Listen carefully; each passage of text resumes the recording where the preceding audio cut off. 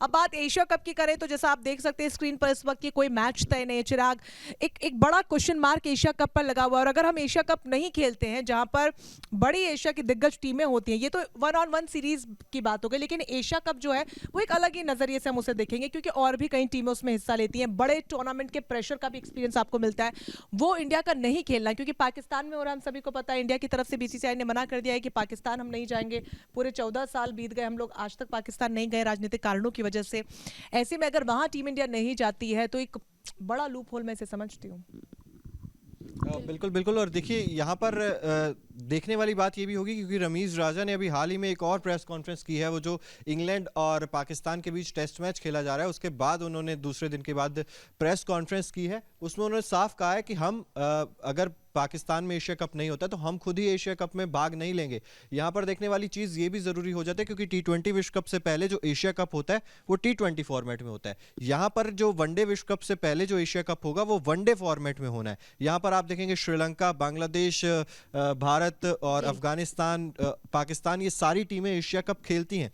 तो कहीं ना कहीं बहुत ज़्यादा इंपॉर्टेंट हो जाता है। और रमीज राजा से जब ये सवाल भी पूछा गया कि अगर बांग्लादेश और श्रीलंका क्रिकेट बोर्ड भी मना कर देता है पाकिस्तान आने से तो आप ऐसी स्थिति में क्या करेंगे, तो उन्होंने साफ तौर पर कहा था जिसे आना है आए, हमें कोई मतलब नहीं है, अगर एशिया कप खेलेंगे तो हम पाकिस्तान में ही खेलेंगे।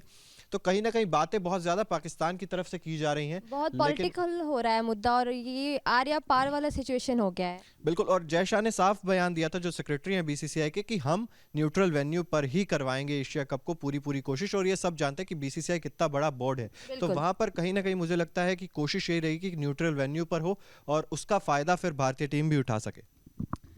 मुझे ऐसा लगता है कि रमीज राजा ने इस बात को भी शायद साफ किया, if I am wrong correct me please, कि वो वर्ल्ड कप भी नहीं खेलेंगे यहाँ पर जो भारत में होगा।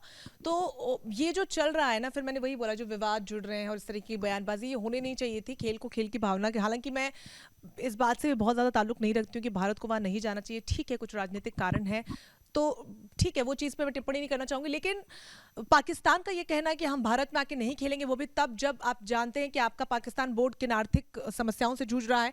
इन सब के बीच आप प्लेयर्स पर बड़ा इफेक्ट डाल रहे हैं कि बड़े टूर्नामेंट से तो उन्हें वंचित रख रहे हैं, लेकिन जो रिसोर्सेज आप उनको उपलब्ध नहीं करवा पाते, वो रिसोर्सेज यहीं से आपको मिलते हैं जहां पर बड़ी टीमों के साथ खेलती है। तो ऐसे में जो बड़ी बिजनेस देने वाली टीमें या बिजनेस देने वाले बोर्ड्स हैं उनके साथ ही अगर आप इस तरीके का रवैया इख्तियार करेंगे तो आई डोंट नो कि कहाँ आप फ्यूचर को लेकर जा रहे हैं पाकिस्तान क्रिकेट को। लेकिन साफ इस तरीके से मना करना, क्योंकि कहीं ना कहीं उन्होंने शायद वो एरोगेंस में इस चीज को कहा है कि एक बड़ी बिजनेस टीम पाकिस्तान है।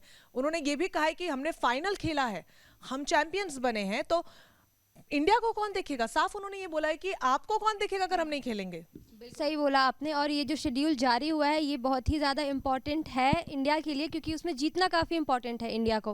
देखिए यहाँ पे सबसे बड़ा सवाल यही है कि एशिया कप को लेकर मुद्दा यही बना हुआ है। आज हम वर्ल्ड कप 2023 की बात ज़रूर कर रहे हैं, लेकिन उससे पहले एशिया कप खेलना है और एशिया कप कहाँ खेला जाएगा ये अभी तक साफ नहीं हुआ है। और ऐसे में सितंबर 2023 में जो एशिया कप खेला जाएगा पाकिस्तान में तो तय है नहीं खेला जाएगा, क्योंकि भाई साफ तौर पर बीसीसीआई ने साफ तौर पर मना कर दिया कि भाई हम तो पाकिस्तान बिल्कुल नहीं जाने वाले हैं। लेकिन उधर से भी आप ये देखिए कि पाकिस्तान वाले भी हम मना कर रहे हैं कि नहीं, हम तो वर्ल्ड कप 2023 जो कि भारत में खेला जाएगा हम नहीं खेलेंगे। तो ऐसे में क्या स्थिति आगे बन सकती है चिराग, आपको क्या लगता है?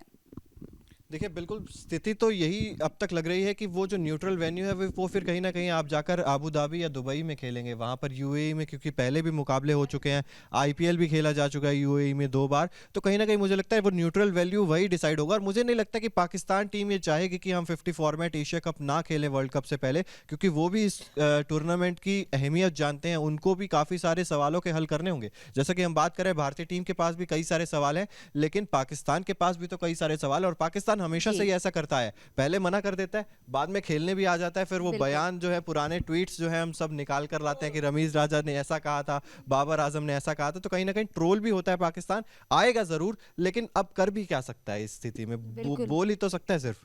अगर हम चुनौतियों की बात करें तो टीम इंडिया के सामने बहुत सारी चुनौती है। बतौर कप्तान रोहित शर्मा को भी अपने आप को प्रूफ करना होगा अभी। और जो आपने आईपीएल की बात की तो उसमें भी ये भी है कि जो खिलाड़ी है उनकी जो प्रैक्टिस है वो बनी रहेगी, कोई आराम नहीं कर रहा होगा, तो ये पॉजिटिव ही है आई गेस।